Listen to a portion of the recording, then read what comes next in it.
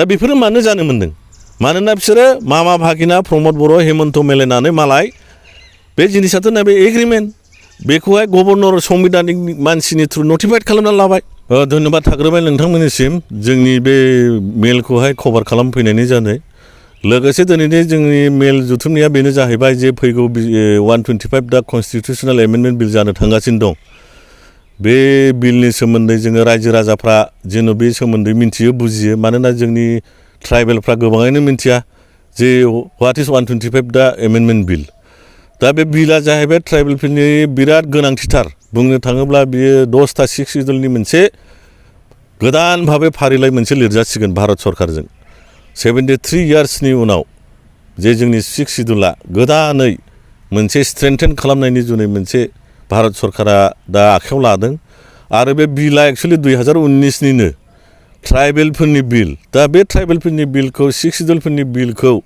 हिन्दीबासी शर्मा कलिता दास बर्मन मोदीफ्रा हायैखाय मोनसे समाव भारत सरकारा सानबाय जों गोजा थिग खालामनाया बेखौ थिग जानाय नङा ट्राइबेलफोरनावनो बिनि सोमोन्दै सोंनानै ट्राइबेलफ्रा मा रोखोम 6 सिडुलखौ लुबैदों मोनसे कमिटि दानाय जादों बे कमिटिनिनो पाब्लिक रिप्रेजेन्टेटिभनि चेयारमेना जाहैबाय महाराजा प्रद्युत देब बर्मा जे मानिक्य डाइनेस्टि त्रिपुरानि जे थांनाय इलेक्सनावबो जे हाग्रामा सारजों केम्पिंआव फैदोंमोन बिथाङा नोंथांमोना निस्सय नुदों लोगोसे भारतनि प्रतिनिधिफोरबो दङ दा बे जिनिसा ओरैनो जटिल माने 2019निफ्राय पेन्डिं दोननांदों मानोना बे जिनिसखौहाय ट्राइबेल नङा सारा ट्राइबेलफोरनि मा रोखोम आदब खायदा बा मा रोखोम खुंथाय खुंबोनाय खांख्राइ जाग्रा साम' जाग्रा मानसिफोरनि आदब खायदा मा रोखोम बिसोरो खुंनो लुबैदों 6 सिडुलखौ सेल्फ गभार्नेन्स बेनि जुनै बे बिला पेन्डिं थाबाय थादोंमोन दा बेयो फाइनाल स्टेजाव स्क्रुटिनि जागासिनो दङ आरो बियो फैगौ डिसेम्बर विन्टार सिजननि सिगां माने बे बिला पास जानो थांगासिनो दं आरो मानोना फैगौ 26आव हेमन्त बिश्व शर्माबो थांसिगोन बिनि सिगां बिथाङा गुरुत्थ होगासिनो दं बे बिलखौ जेरैखियालाबो पास खालामनो नाथाय बिथाङा बिटिआरखौ जुदि बिल पास खालामनो हायोब्ला मानोना बेहाय गोबां जिनिसा आसामनि फेभरावसो आसामा जेन' रैखा कबच मोनो दा बिनि जुनै अमित शाह नों हेमन्त बिश्व शर्मा आरो जायफोर दा फारसेथिंजाय बिटिआर लुबैग्रा आन्दलन खालामदों बिथांमोना बिसिनि होननायाव हयथ' माने मोजाङै बुजिया सुजिया बिटिआरखौनो दा नोंथांमोना नुगासिनो दङ आन्दलनबो खालामखांबाय बिथांमोना 29 तारिख खालि फैगौ टाइमाव 2 लाख गेदारिं जागोननो बिनि उनाव दिल्लीयावबो जुथुमगोननो दा बे फारसेथिंजायहाय बिटिआरखौसो संबिधानिक मर्यादा गस्ला गानहोनो फारसेथिं जोंनि बिदा फंबायफ्रा नाजागासिनो जों थानायखौ नुबोनो मोन्दों दा जायनि जुनै जोङो गते बिटिसि आरो बर' ट्राइबेल माहारिफोरनो जों बेखौ मोनसे मेसेज हरनो सानदों जे जुदि बिटिआरआ जुदि संबिधानाव जुदि जायगा मोननांगौबा अब्ला जोंने मोनखानाय थामोनथा 2003नि बिमानि जे राव 8 सिडुल 6 सिडुल बिथाया जे जोंहा मोनदोंमोन बेफोर गासिबो गोमानो थांगासिनो दङ मानोना बुंनो थाङोब्ला नोंथांमोनखौ फर उदाहरन सुरुबै गोदान रदाय आरो गोजाम रदाय निउ टेस्टामेन्ट आरो अल्ड टेस्टामेन्ट नया नियम पुराना नियम दा बिथांमोना होनगासिनो दं बै पुराना जाबाय गोदानखौ सोनांगौ जुदि गोदाना हाबोबा गोजाम रदायनि जेसेबां नोङो मसेनि दसाइग्या नुहुनि दैबाना लोमनाय आदमनि माने सुरु जाजेननाय बंसाबुलि बे गोदान रदाया जुदि आउट जायोबा बाव लिरजानाय जेसेबां जोंनि जे 6 सिडुल 2003नि जे जोंनि काउन्सिल बिटिसि बे आउट जानांगौबा बाव लिरफानाय दफा क्लजफ्राबो आउट थांफाबाय नोंथांमोना बेखौ बोरै लाखिगोन जायनि जुनै जोङो होनदों नोंथांमोननि बिटिआराव मा दङ जोंथ' नायजोब्बाय बिटिआरखौ जे बिटिआराव जेनेबा 6.2 दफाखौनो होनदो बिथांमोना होनो बिटिआर दफाफोर मावफुंनायनि जुनै जोङो बेखौ संबिधानाव सोनो नाजागासिनो दङ जेनेबा 6.2 दफायाव लिरनाय दङ बिटिआराव जे एग्रिमेन्ट दङ बहाय बिमानि रावा आसामनि खालि सहजुगि भाषाल' जाथोंसै होननाय लिरनाय दङ बिनि मानिया मा दाइनथि फारियाव थाफिननायखौ बुजायदों नामा बेखौथ' बुजायाखै बिथांमोना लिरनांगौमोन आसामाव बर' रावा अफिसियेल स्टेट लेंगुवेजजों लोगोसे दाइनथि फारियाव मोननाय जोंनि 2003नि रोखोमै इनटेक्ट थाफिननांगौ होननानै बेखौथ' लिराखै आरो हाया खय नाम्बाराव लामजारि जाखो 5 सिडुलाव ना 6 सिडुलाव ना 7 सिडुलाव बेबो गैयाब्ला नोङो होननानै लाब्लानोथ' बे जिनिसा थाया डकुमेन्टेसनासो खोथा होनगोन जायनि जुनै जोङो नुदों बिटिआरआ जुदि हाबनांगौ जायोबा जे जोंनि मोनखानाय थामोनथा रैखा कवच गोनां ट्राइबेलफोरनि लाल बाथि सहकारे नोङो 75% रिजार्भेसन गोनां 40थाव 30थानो ट्राइबेलफोरनि रिजार्भ बिथांमोननि बिटिआर हाबोला मा जागोन 60ता समस्ति जायोब्ला 10थाल'सो ट्राइबेल रिजार्भ जायो होमब्ला 75% रिजार्भआ साबसिन जाखो ट्राइबेलफोरनि जुनै ना 10%आ नोंनियाव साबसिन जाखो दा जोङो ओंखायनो बुंदों जे जोङो जुदि बिटिआरआ गमामायैनो बिथांमोना जुदि सोमारोबा जोंनि मोनखानाय 6 सिडुल बिटिसिआ बारा गोबाव गैला मानोना मोनसे जायगायाव मोननै काउन्सिल मोना बिटिआर बिटिसि मोननै नामै नोंथांमोना काउन्सिलखौ मोननो हाया जेरेखम क'क्राझार डिस्ट्रिक्टआ बक्राझार डिस्ट्रिक्ट लाबावसो होनना मोना मोनसे जायगायाव जेरेखम नोङो मोनसे स्टेटास मोनगोन सासे मानसिया जेरेखम संबिधानिक स्टेटास मोनगोन जोङो मोनसेल' काउन्सिल मोनगोन अब्ला जुदि नोंने बिटिसिआ 2 मासनि उनाव जुदि स्क्रेप जानो थाङोबा नोंथांनि दा सरकार दानियाबोथ' थांबाय माबोरै लाखिगोन नोङो बिथानो थायाबा नोङो नोंनि बे माइ आबादखौ नोंथांमोना बोरै सालायगोन होमब्ला 2 मासनि गेजेरावनो जुदि बे जिनिसा जुदि फाइनालाइज जानो थाङोबा जोंनि मानसिफोरखौ बुजिनो हाला खायसे माने स्किमनि खायसे चेयारमेननि खायसेया नोङो माने इएमफोर मोनो खोमा बेस्थ' ओजोंजे नोंनि बिथाया 2 मासल'सै हा खुरखानो थांनांगौआ दा जायनि जुनै जोङो होनदों सिरि मोनदो जुदि बिटिआरआ हाबनांगौबा नोंनि 6 सिडुल 2003नि मोनखानायाबो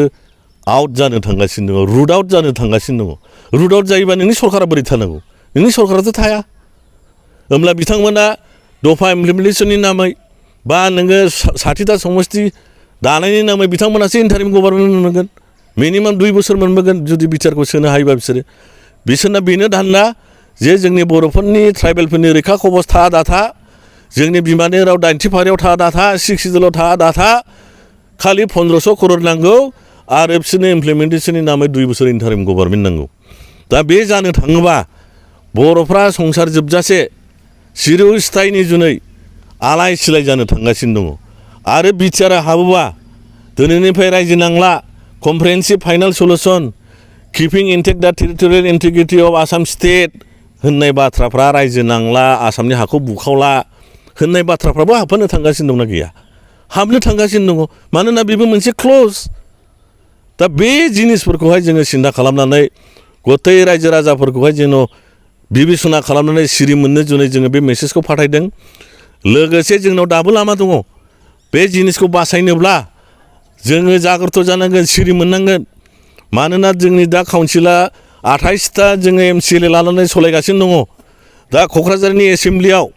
जे बिटिआरआ संबिधानिक नङैखाय एग्रिमेन्टखाय जेरेखम जोंनि बिटिडिखौ खोमानानै बिथांमोना नटिफाइड खालामदों बिटिआर बे रोखोमैनो जोंनि क'क्राझाराव एसेम्ब्लियाव मोनसे रेजलिउसन लानानै जे दिनैनिफ्राय जोंनो बिटिआरखौ नांला होननानै जोंनो आगोलनि नाम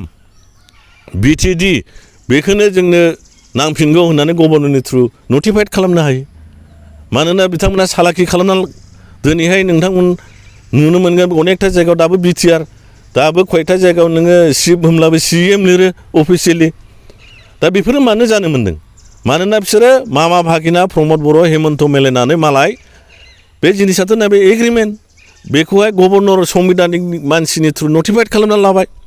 दा गभर्नरा जुदि नटिफाइड खालामबायब्ला 6 सिडुलाथ' लिरफैथारनांगौ अर्डार बियो मोनसे फल' खालामथारनांगौ नोंथांमोना मानोना 6 सिडुलनि मालिकआ जाहैबाय गभर्नर गामि दानख'नाय दारननाय सोसननाय सोरबा नों सिफ बानायनाय सोरखौबा गासैबो 6 सिडुलनि पावारा जाहैबाय गभर्नरनावसो दङ सांबिधानिक दा ओंखायनो जों होनदों जुदि जोङो सिरि मोनाबा उइदिन दा बे मासनि गेजेराव जुदि नोङो नटिफाइड खालामनानै बिटिआरखौ होखाराबा